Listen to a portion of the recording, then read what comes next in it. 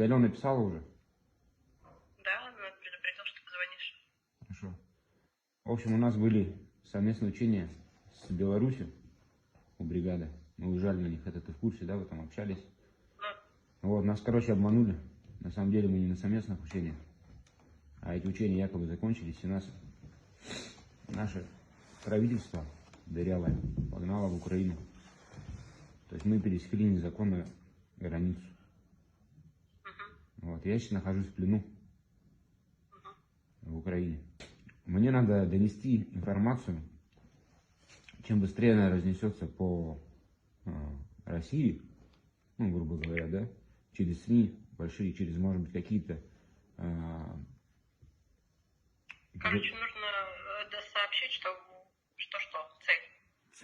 Цель. Сообщить самое главное, что здесь, в Украине, долбят мирных жителей Российской Федерации. То есть идет захват Украины. Они не хотят войны. Никто не хочет этой войны, кроме России. Со мной относятся нормально здесь.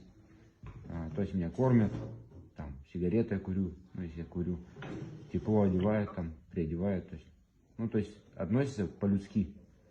Хотя я здесь, по сути, как бы никто меня сюда не звал, никто меня здесь не ждал. Понимаешь? Незаконно это пересек границу. Мне не должно здесь быть. Привет, Таня, послушай меня, не перебивай, пожалуйста. Я нахожусь на территории Украины. Здесь идет война, я ранен, нахожусь в плену.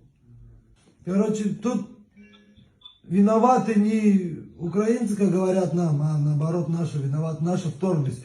Здесь разбомбили школы, здесь разбомбили детские сады, больницы. И это делают все наши. Я нормально, они обращаются хорошо. Накормили, напоили, хорошо. Найди Посохова Алексея Петровича, жену. Петровича нету в живых. И Радик, Егор. У нас от роты осталось, наверное, человек 20. Вовка наш где? Я не знаю, его давно не видел, уже дня 3. Бабарыкина видел? Нет. Они не успели зайти. Они вторыми должны были заходить.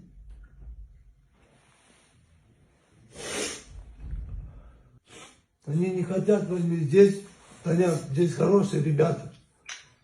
Я честно говорю, правду говорю. Наши бомбят, тут конкретно беспредел идет. Путин ракету сегодня запустил. Все, больницы нету у них. Роддома нету. Они ли его разбили, нет? Нет. По новостям-то говорят, что они... Да по новостям, Таня, там хуйню показывают по новостям.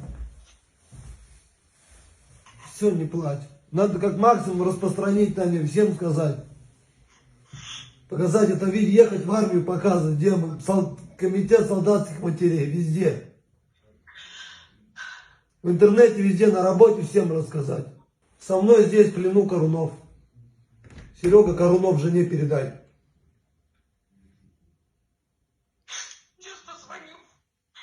Прибыл в Украину 24 числа.